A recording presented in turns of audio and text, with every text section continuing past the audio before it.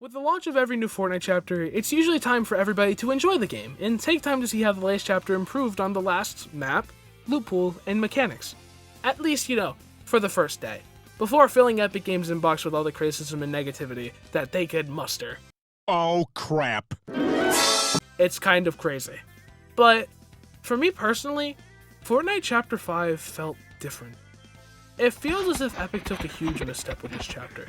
And today, I'm going to be covering the first season of Chapter 5, Underground, and try to answer the question and give my opinion on what went wrong in Fortnite's 5th chapter. Starting with... the map is decent. There's not much more to say. I would give it a 7 out of 10, which is expected for a first season. The map is usually pretty basic, all things considered, with most of the creativity coming as later seasons leave their mark on the map. It was pretty simple with some fields, forests, and a snow biome. The map mainly had Greek theming in its architecture and design, which I was and still am a huge fan of. I personally love Greek mythology and Greek architecture as a whole, so I think it really brings this special vibe to the map that, really makes it stand out and makes it unique against every other map that we've, seen in Fortnite history. But what really brings this map down to a 3 out of 10, and what I am not a huge fan of, is the overall art design of the map. If you're wondering what I'm talking about, just take a look at Chapter 4 of Fortnite. If you look at these lush greens and beautiful bright oranges, they just filled the map and it felt so colorful, it felt so vibrant. It's like they were stripped straight from a beautiful painting. But then, when you look at Chapter 5, you realize that these beautiful and bright colors that just popped on your screen were replaced by these desaturated and lifeless greens, blues, and whites. It felt like Epic was aiming for a realistic look, though, to be honest, it doesn't suit Fortnite in the slightest. You're telling me I can be a giant fishman and run around in realistic fields? Ron, doing the stinky in the open! I don't want to spend a whole lot of time talking about this as it does improve as the seasons go on, but I was not a fan. And I just gotta say, I would love to go in depth about each POI, but overall, Epic did have a problem with making these POIs just one big building, and then there was some loot around it, right? Some POIs did escape it, like Pleasant Piazza, Reckless Railways. Snooty Steps was kind of alright, but a lot of the POIs this season really did just feel like one big building where you'd fight for loot. I think the standouts were, once again, the 3 I just listed and Classy Courts. Those 3 all were great. I really like Classy Courts. It's my favorite drop from Chapter 5 as a whole. I think it looked great, and it felt great to play through, because it felt like a Chapter 1 POI. It felt like something you would see in a OG Fortnite season, which, again, I think lends to the overall fun factor of the map, or the POI, sorry. But I'm not a big fan of the very plain and basic look and feel to these POIs. As well, I'm not a very big fan of just the one big building where there's a boss that you can kill for mythic loot. And that kind of disdain also carries on for the loot pool of Season 1 followed a very basic structure, lacking any wacky or goofy items that I always look forward to in a new Fortnite season. Items that function like the shockwave hammer, which, allowed you to bounce across the map, or the bush, which, allowed you to disguise yourself as a bush, and then delete some poor kid who had to go AFK to help mom put the groceries away. Get the fuck out of my room! I'm playing Minecraft! Or even something like the goo gun, which allowed you to spray people with some explosive goo. Underground lacked anything close to these items. I understand that the first season is always meant to have a simpler and more grounded loot pool, and that allows Epic to expand in the coming seasons. However, items like the shockwave hammer were in their respective chapter on day 1, so it feels like it was just lacking that classic Fortnite vibe. Though that's not all for weapons, however, as they took a more realistic approach in their designs. Again, I personally am not a big fan. Looking at these weapons compared to some of Fortnite's past, they just feel wrong. The only thing that stayed around was the goofier names of the weapons, which creates a small issue for trying to take the game seriously. However, I feel like Epic would have changed them if they didn't have to pay for the permission or rights to use the trademark names of the guns. It just feels sort of like, okay, well, we're gonna make them realistic and then we're gonna save a little bit of extra cash, we'll keep the goofy names. All of you, you're fired. Go on, scram, get out of here, you moochers. Deputy about That's right, keep moving. You know what? Yeah. Except you stay.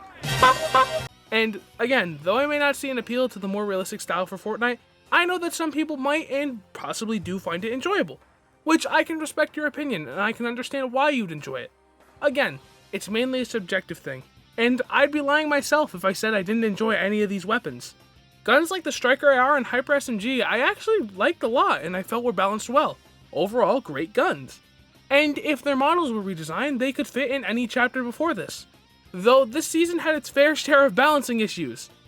The Thunderburst SMG, Frenzy Auto Shotgun, and the Reaper Sniper Rifle. Oh my god, these three weapons right here. Hey, Lois, what's going on here? Oh, it's my book club, Peter. Come, join us. Oh, okay. They were all incredibly overtuned, and honestly meta-defining. Some of these weapons for most of the chapter. Oh, shit! Alright! The Burst SMG was the least worrisome, but due to almost zero damage drop-off, its amazing stats, especially for a burst weapon, and a new mechanic that would remove bloom, this became everybody's main assault rifle. Which I know I said it's a submachine gun. We don't need to talk about that part. It's an assault rifle now. Get with the program. But the Frenzy Auto Shotgun was much, much, much worse. Let's make a picture here. For comparison, take a look at the Tactical Shotgun, as the Frenzy was working as a replacement or a substitute for the TAC, both being fully automatic and having 8 shells normally. The only difference really was the fact that the Frenzy you had to reload all shots at once, while the TAC you could reload one at a time. The DPS, or damage per second, of a golden Tactical Shotgun is 141. Great DPS that nobody should scoff at, especially for a shotgun. Most shotguns I believe have very poor DPS because of their slower fire rates. But guess what the DPS of the Golden Frenzy was? Okay, enough time. 187! This thing could kill a player at 150 health in less than a second! As well, there was a mythic variant of the shotgun that had the DPS of 195! That also held 12 shells! It's the guy! Needless to say, this shotgun dominated, with the new pump shotgun, the hammer pump, being a slightly worse version of the original.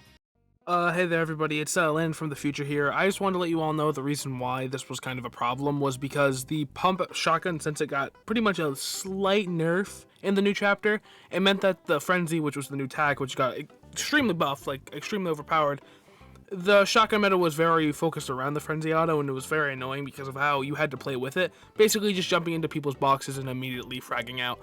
Yeah, I think that's all I really had to say. Anyways, sorry I didn't include this before, but bye-bye. However, there was something much, much worse, specifically for this season. The Reaper Sniper Rifle. Shut the fuck up. Know your fucking place, trash. This right here, the best weapon in Fortnite history. With 3 shots in the mag, the bullet travel was so fast that it pretty much had hit scan for the entirety of the season, and thanks to a new mechanic, you could, swap out the sniper scope with any other scope you wanted, allowing you to fight in any range you're comfortable. And even then, if you're taking like a hollow scope, which isn't the best for long range, you can still make it work. Again, this thing pretty much had hit scan. Both the sniper and the shotgun made this game so intolerable if you were playing competitively. Like, it was either just getting headshot sniped in an instant, or getting touched by Superhero Sweat 1579 in your box with a shotty that's got 12 shells. Oh, these are pretty cool bananas. Does that sound like fun? Cause it does it to me! Okay, I know I've been very negative so far. Though I do want to say again, I did like some of these weapons. It's just unfortunate that the few weapons I liked and I thought were pretty well balanced, except for the Hyper SMG, I feel like that really needed a buff. They were overshadowed by the literal crack-snorting monsters that were hiding in my closet, and under my bed, and in my attic. But I think it's time we talk about what helps to differentiate each chapter. As, what's the point of a chapter, besides the map, if we don't talk about the new? Hey, I just want to say before moving on to the next part, I completely forgot to mention the new weapons that were added. And to be completely honest, I don't really have much to say about them. They were all pretty forgettable, all things being said. Like, who the fuck remembers the Enforcer AR? Let's be completely honest. Yeah. I think that's another problem with Chapter 5. The weapons are extremely forgetful, but that's its own thing. Yeah. Bye. Alright, so just to clarify, each chapter usually adds something new in terms of mechanics for Fortnite, evolving the game in a positive way. I think the only chapter that didn't do this was Chapter 2, but that's mainly because this was the first time we ever had a new chapter in Fortnite. Epic wanted to make sure that things didn't stray too far away from the original. For example, Chapter 3 we got sliding, and then later on tactical sprinting.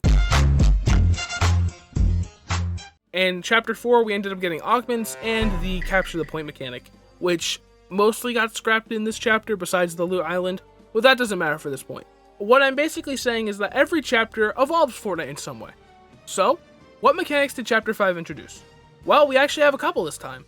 Attachments for weapons, new movement, medallions, and last but most certainly not least, bullet travel for all weapons except shotguns. Let's start with the best of the four. Attachments for weapons. This was leaked a really long time ago. If I remember correctly, it was back during the middle of Chapter 2, so it was a long time coming. Keep in mind, that was probably about 4 to 5 years ago, if I remember correctly, and I originally thought that this was going to be a cool idea that would allow certain weapons to stay in the game without overbloating the loot pool.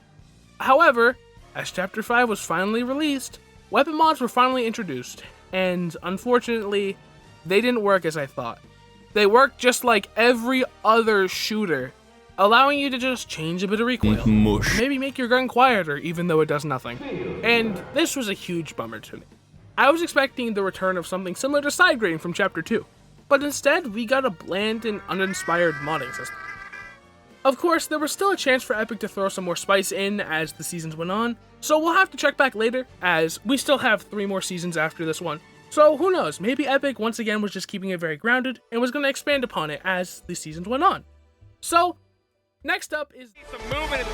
I'm not seeing enough movement. adding new animations and slowing down your character's speed when released. Ho boy! People hated this on launch. This did nothing but make the game feel clunky and slower. Eventually they did end up reverting the speed and keeping the animations. Overall, in my opinion, I think the animations look nice enough. They're nothing crazy, they could look better, they could look worse. I don't really have much to say on it, besides, it was fine by me. Good change after everything was said and done, and all of the issues were sorted out with the new movement. So, yeah, again, decent change. No comment. Medallions were also introduced this season, I found the treasure! being held by each of the bosses on the map. Once collected, they would reveal your shield over time, and let me tell you one thing, super busted on launch. The more you collected, the faster it would regenerate, and the more shield you would regenerate. That was later on. Early on though, they were broken on release. They were completely busted, you would regenerate almost instantly. Even if you only had one medallion, you could regenerate to max shield. And oh my god, the rate was so crazy. I swear to god, if you got all 5 medallions, sure, people could see exactly where you were on the map, but it didn't matter. You were a cracked out demon. You give a fucking person with a frenzy auto shotgun 5 medallions, they're not dying unless they get headshot sniped. That's it. That's the only way you're gonna kill them. I'm sorry. It's the truth. No matter how bad you try and take them down, it's not gonna work.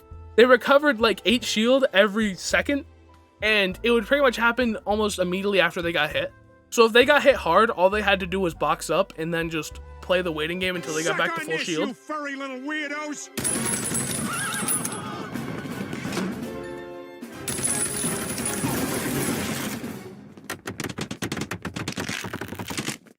And then jump in your box again. And then it was game over. They did get they did get balanced pretty quickly. So, in the end, they were fine. Medallions, again, I felt were pretty basic and pretty bare bones. I really did prefer reality augments of Chapter 4, as they felt varied and helped create a unique experience for each game, and they would cater more to unique playstyles, unlike medallions with their static effects and difficulty to access. But again, they're alright. If we see them in Chapter 6, I wouldn't be mad, though again, I would 100% be a lot happier if we saw augments return in perks. Though, I think I have to give this next one a whole section, as I've saved the best for last, folks, as I finally get to talk about. Alright, I understand, this is a dead horse, and there's no need to talk about this at this point. I think everybody who has dogged on Chapter 5 has mentioned this specifically, so I don't want to spend too much time on it, but I feel like I need to talk about it when talking about this chapter. and especially this season.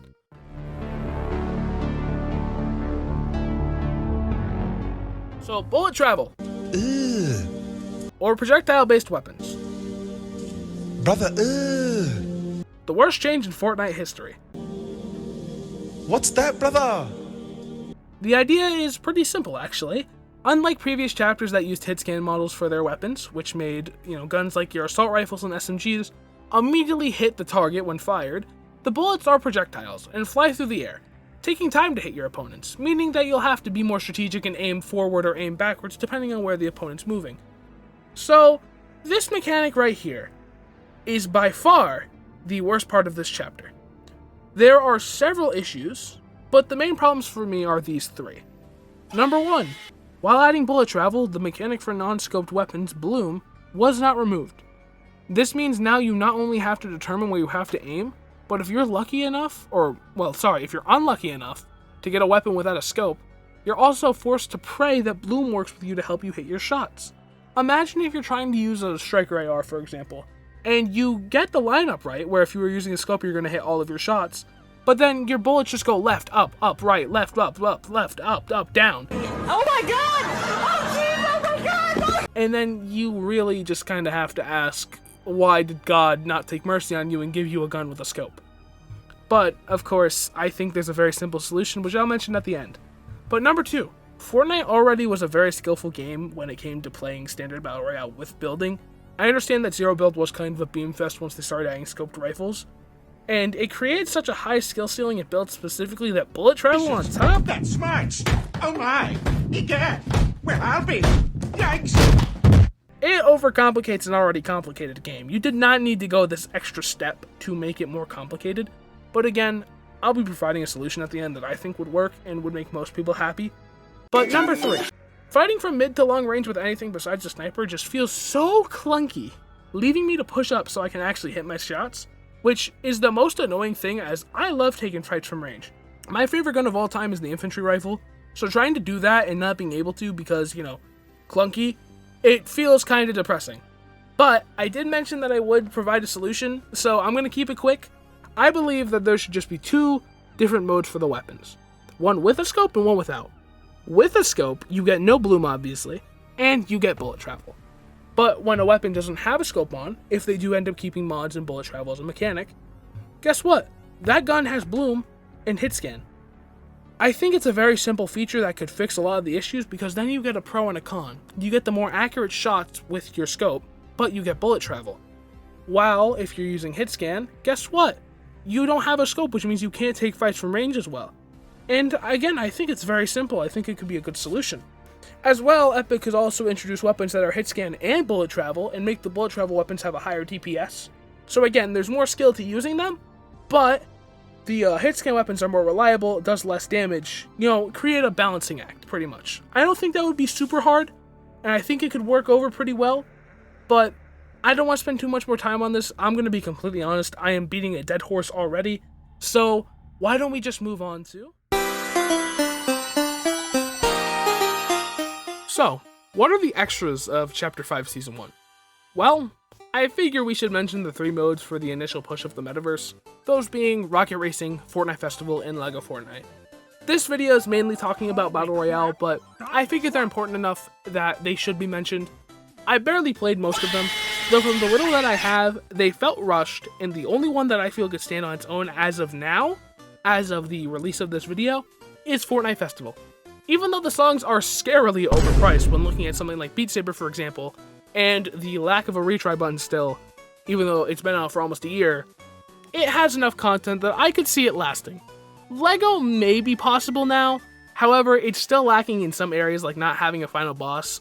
I mean, even Minecraft has the Ender Dragon, guys. I don't understand why you don't add something like that. God, I could at least say a little bit about Lego Fortnite. I can't say shit about Rocket Racing. This shit is worse than a Sahara Desert. It is dry. It is a wasteland. I feel so fucking bad for people who like and play Rocket Racing. Oh my god. And I'm pretty sure Epic pulled the plug on support. So it's never gonna get better. I feel like Epic really missed that Rocket Racing. And I feel so bad for the players and the people who worked on that mode. because they got shafted hard. And I also want to quickly mention while we're talking about these modes, Save the World. A paid and pretty much abandoned campaign for Fortnite is usually averaging more players than Festival and Rocket Racing combined, which is really, really funny to me. Like, Epic, you have people playing your mode. You want to know what you should do? Update it. Give it the priority that other modes get. That other modes like Festival, which is doing worse than it, get. I don't understand why it's that fucking complicated. Especially since this game has been pretty much discontinued since 2020, I think it's very funny that it's, averaging a better player base than Festival and Rocket Racing combined.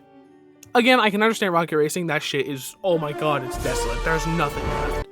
Bro, literally nothing. But, besides those modes, and Epic, please, give us more content for Save the World, I beg of you. We got the locker UI, and, it was dog shit. There we go. I have to talk about it, don't I? Fuck.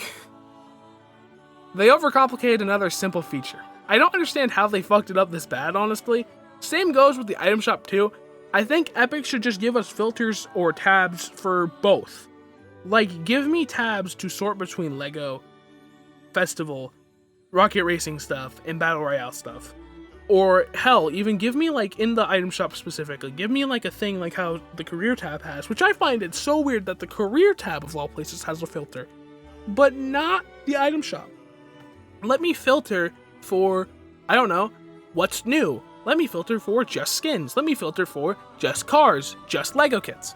Instead of making me scroll through this giant fucking shopping list, let me decide what I want to see in my item shop. I think it's really simple. I think it just makes a lot of sense. As well, give us the similar thing for the locker. Make it so instead of everything is on the left side, how about this? Make it 4 categories. Battle Royale, Lego Fortnite, Fortnite Festival, and Rocket Racing.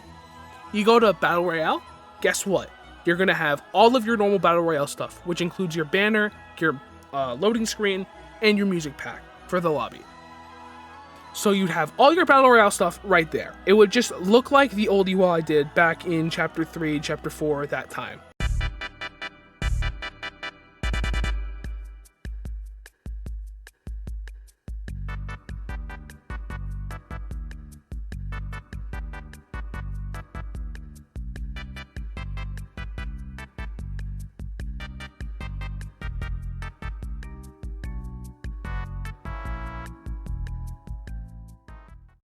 But, next up, we got Winterfest. God damn it, why is everything so bad this fucking season?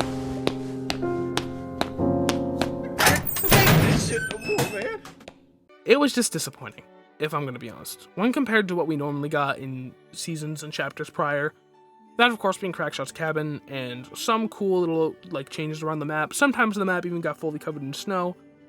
It was just replaced by a button to get your items. As well as Santa, which once drived all around the map, just got moved to a little island all the way up in the top right, and I'm convinced half of the player base just didn't know he existed. I mean, to be honest, until I went to go do Winterfest quests, I didn't know he existed. Though we did see the return of the Catch LTM, which was awesome to finally see something Epic seemed to have forgotten about, getting the chance to reappear. But that's enough about Winterfest. If I talk about it more, I think I'm just gonna die. I think I'll just flop dead right there. On to the collaborations. Holy crap! Donald Trump! They were great. Don't get me wrong, Peter Griffin Cranky 90s will never not be funny. And maybe it's because of Winterfest, though it really felt like Epic was putting less attention into Battle Royale's updates, and more into collabs and the metaverse.